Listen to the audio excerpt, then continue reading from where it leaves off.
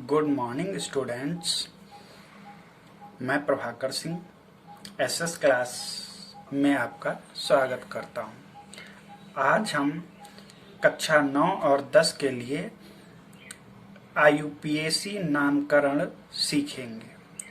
तो सबसे महत्वपूर्ण पहला जो यौगिक होते हैं एल्केन, हम उनके नामकरण की बात करेंगे।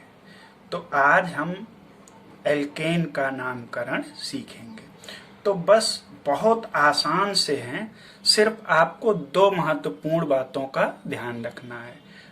पहली बात कि हमें पहचानना होगा कि दिया गया यौगिक सिर्फ एल्केन है या नहीं। तो बहुत आसान है।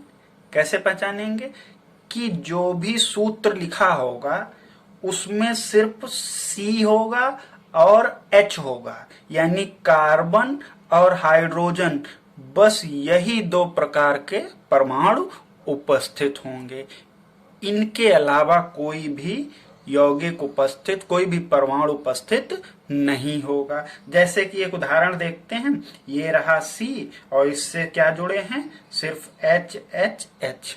ऐसे ही यहाँ C है और सभी जगह H, ऐसे ही यहाँ C है और सभी जगह पर H। तो हम कहेंगे कि ये तीनों यौगिक एल्केन हैं। अब बात आते, हमने पहचान लिया कि ये एल्केन है, तो हम इनका नाम कैसे लिखेंगे। तो देखिए, सबसे पहला तरीका है, सिर्फ आपको दो बातें ध्यान रखनी है। सबसे पहले क्या करेंगे, हम कार्बन की संख्या गिनेंगे।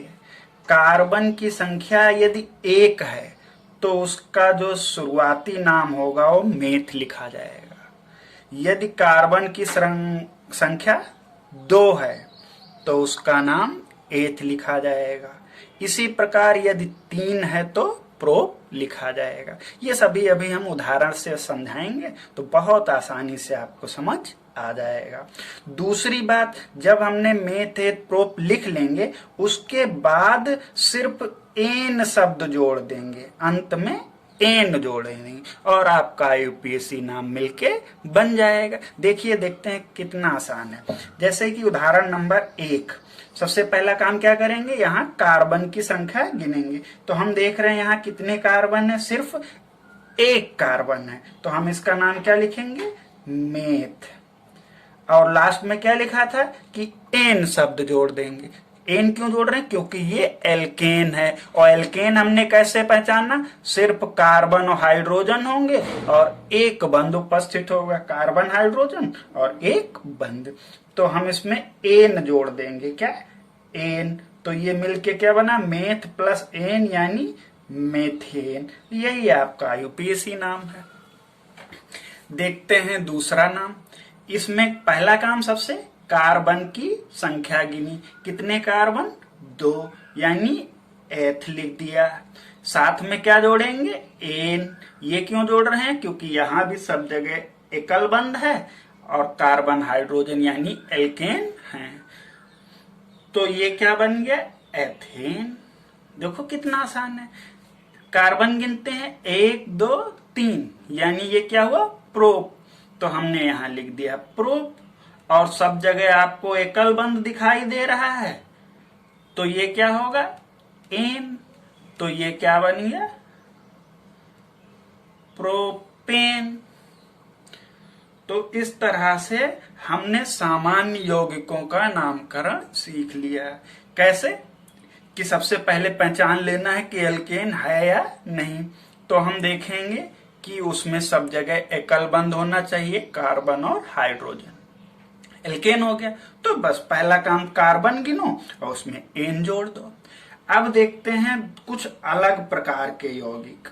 जैसे कि मान लो ऐसे उदाहरण लिखा हो, CH3 CH CH3 और CH3। ये अति महत्वपूर्ण उदाहरण है। तो हम देखते हैं, सबसे पहला काम, अब थोड़ा नियम एक और जुड़ जाएगा। आपको सबसे लंबी श्रृंखला का चुनाव करना है।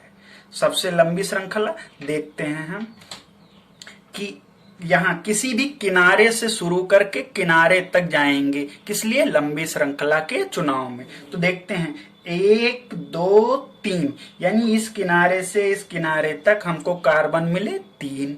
दूसरी बार चेक करते हैं 1 2 3, तो हमको कितने कार्बन मिले? 3। लौट के नहीं आना है, कहीं भी एक किनारे से शुरू करना है और दूसरे किनारे पे खत्म करना है।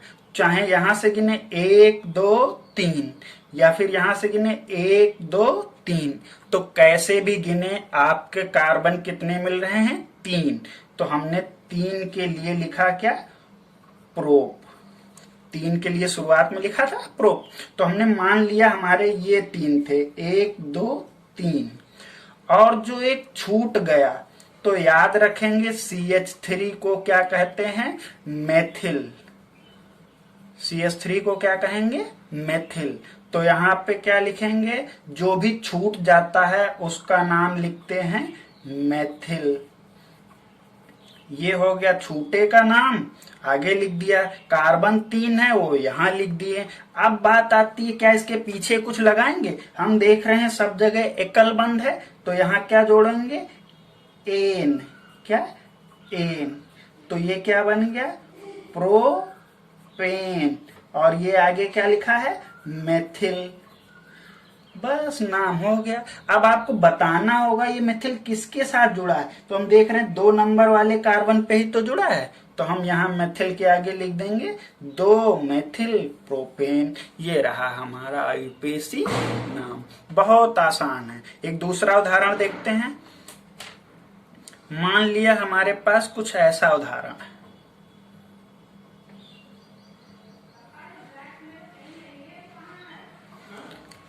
तो फिर सबसे पहला काम है सबसे लंबी श्रृंखला चुनेंगे। कैसे? सब तरफ से चेक करके।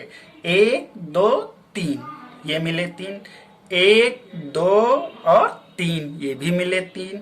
1 2 और 3, तो ये भी क्या मिले? 3। तो हमने क्या किया? कोई भी 3 ले लिए, ये 3 को ले लिया। तो 3 के लिए हम क्या लिखते हैं? प्रोप। तो हमने देखा ये छूट गया और ये भी छूट गया, तो CH3 का नाम क्या बताया गया था अभी? मेथिल। तो हमने लिख दिया मेथिल। अब बात करते हैं मेथिल तो 2 बार है, तो क्या मेथिल मेथिल लिखें? नहीं, अगर कोई चीज 2 बार होती तो डाई लगाते हैं, और मान लो 3 बार हो जाता तो ट्राई लिख देते। एक ही बार लिखा जाएगा, मेथिल एक ही बार लिखा जाएगा।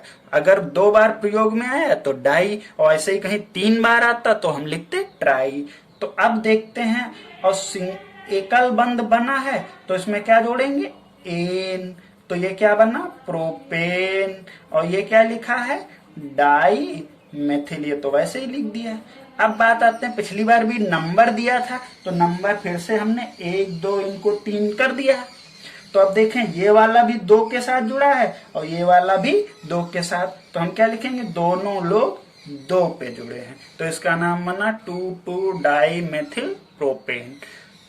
तो प्यारे स्टूडेंट्स, अगर आपको ये नामकरण पसंद आया और आप नामकरण सीखना चाहते हैं तो हमारे चैनल को सब्सक्राइब करें।